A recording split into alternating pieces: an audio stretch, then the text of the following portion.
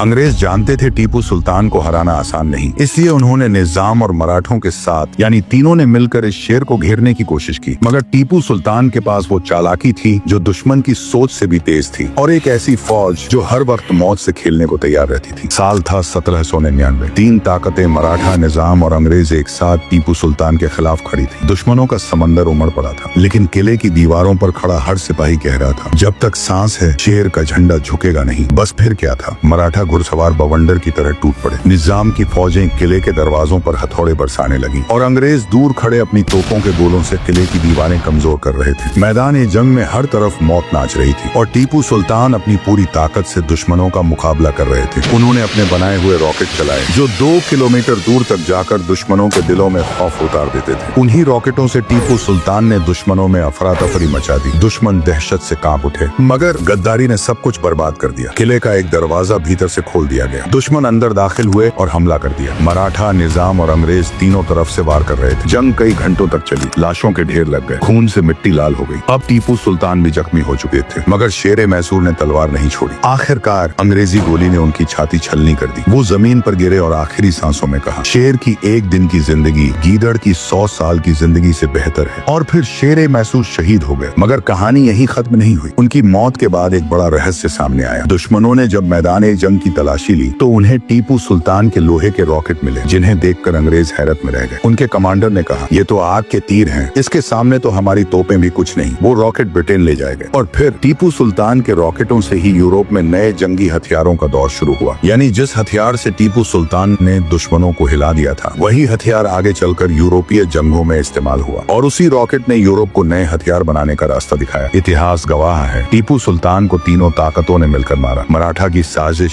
निजाम की गद्दारी और अंग्रेजी गोलियों ने उनका खून बहा दिया। लेकिन वो अपने लहू से मिट्टी में ऐसा रंग भर गए जहां से हिंदुस्तान में पहली बार आजादी की चिंगारी उठी। जी हाँ दोस्तों, आजादी का पहला नारा लगाने वाला कोई और नहीं बल्कि वही शेर मैसूर टीपू सुल्तान था। अगर इतिहास की इस छोटी सी झलक ने आपके दिल में जोश जगा दिया हो तो अपने अल्फाज नीचे जरूर लिखें और इस शेर मैसूर की बहादुरी पूरी दुनिया तक पहुंचाएं।